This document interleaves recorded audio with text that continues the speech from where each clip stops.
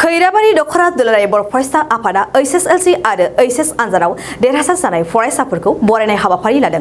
उदालगुरि जिल्लानि सिङाव थानाय खैराबारि दखरा दुलाराय बर' फरायसा आफादनि बानजायनायाव खैराबारिनि महिरंगआव HSLC आरो HS आनजादाव देरहासार जानाय फरायसाफोरखौ बरायनाय हाबाफारि लादों।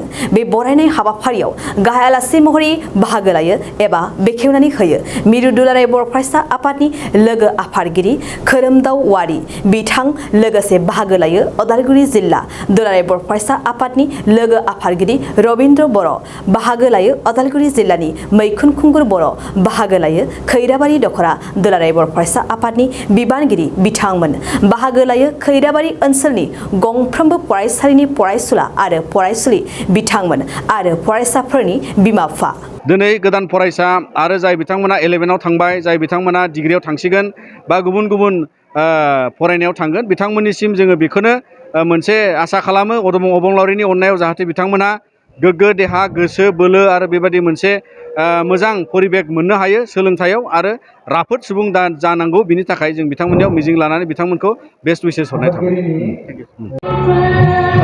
दुलाराय बर' फरायसा आफादा 2006 मायथाइनिफ्राय जोङो मेट्रिक आनजादाव उथ्रिसारनायखौ बेबादिनो दखरा जिल्ला बयबो बरायो आरो मान बावो मानोना जोङो गुन गोनां सोलोंथाइ आरो दिनैनि समाव आदब आरो गुन गोनां सोलोंथाइनि गोबां हाबाफारियाव लोब्बा दङ आरो दिनै जोङो मिथिगौ जे बिथांमोनखौ लानानै आदब आरो गुन गोनां सोलोंथाइयाव थुलुंगा होनो थाखाय दिनै खैराबारि दखरा दुलाराय बर' फरायसा आफादा बेयाव गोबां फरायसाखौ लानानै बेयाव बरायदों।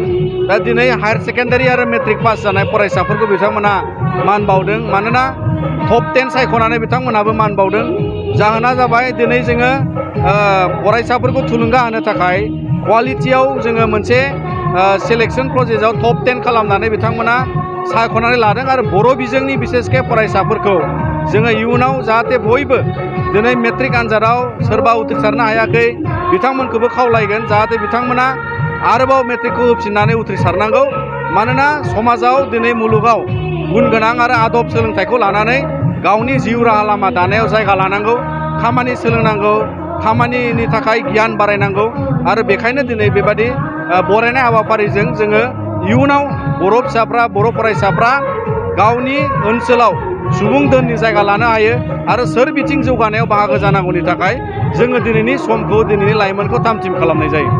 सरकारनिफ्राय सोलोंथाइ बिबान थानानैबो नाथाय दुलाराय बर' फरायसा कौशल आफादा 1,000निबो बांसिन फोरोंगिरि सोसननो गोनां जादों माने दिनै दुलाराय बर' फरायसा आफादा मोनसे जोङो माहारियारि आफाद हिसाबै जोंहा माहारि जौगानाय जोंनि बर' हारिया जौगानायनि लामा बिथिंखौ नोजोर बोनानै जोङो बेबायदि हाबाफारिखौ लांबाय थागोन। नाथाय जोङो सरकार बिथिङा बिथांमोना गावसिनि जि नियम खान्थि बा जौगानांगौनि थाखाय फरायसालिनि जोथोन फरायसाफोरनि जोथोन फरायसालिनि जेंना बोस्रांनाय फोरोंगिरिनि आंखाल सुफुंनाय आरो फरायसानि खथानि क्लासरुमनि आंखाल सुफुंनाय आरो गोबां बेबायदि बिथिं दं जायखौ दिनै सरकारा नोजोर बोनानै समाजाव बिथांमोना खामानि मावनांगौ दङ आरो बिनिखायनो जोङो थांखिनानै मिजिंथियो जे बिथांमोना गासै फरायसालिजों लोब्बा थानाय जेंनाफोरखौ सरकारा बोस्रांनानै होनांगौ।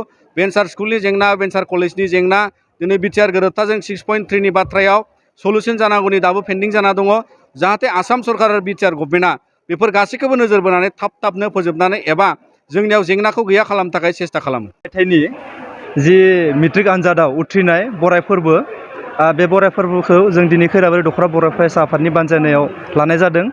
बे आफादा दिनै जोंनि गोदान नङा जों 2002 मायथाइनिफ्राय एबसुनि जि मोनसे बानजायनायाव जों मिशन लादोंमोन मिशन कुवालिटि इडुकेसन जों बिनि सायाव जि मोनसे जों थांखि लानानै दावगाबोदोंमोन थिग बेबायदिनो जों देग्लायबो जोंनि खैराबारि हालामाव जेसेबांखि गोजौ फरायसालि दङ बेयाव उथ्रिसार जानो हानाय मेट्रिक आनजादनि फरायसाफोरखौ बरायनाय फोरबो दिनै जोङो गोजोननाय मोनोदि जों जोंनि गेजेराव 60निबो बारा सेथि थाखोआव उथ्रिनो हानाय फरायसाफोरखौ बरायनो मोन्दों। बेजों लोगोसे जोङो दिनै टप 10 बोसोरफ्रोमबो जों टप 10 सायख'यो बिनिनो जों टप 10 सायख'नो हादों।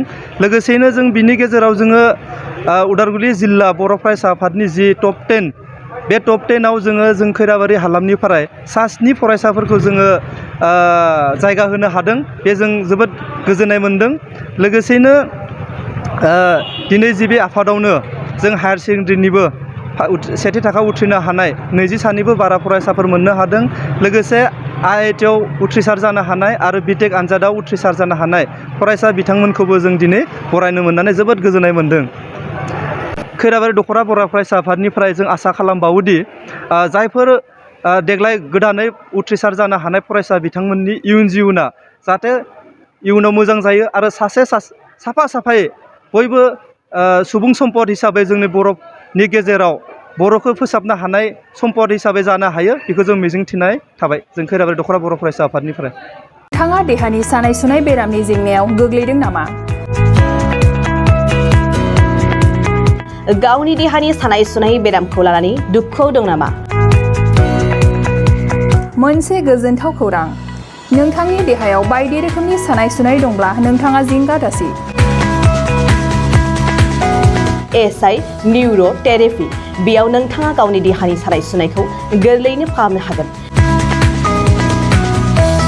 सिं सानाय, आफादावदै सानाय, मोदोम जरा सानाय, आइजोफोरनि जेंना बायदि बायदि गोबां रोखोमनि देहानि सानाय सुनायखौ गोरलैयैनो फाहामनो हागोन। SI निउर' थेरापिया चिरां जिल्लानि बेंटल गलानं 5आव दं आरो बे SI निउर' थेरापियाव नोंथाङा गासै देहानि सानाय सुनायखौ गोरलैयैनो फाहामनो हागोन।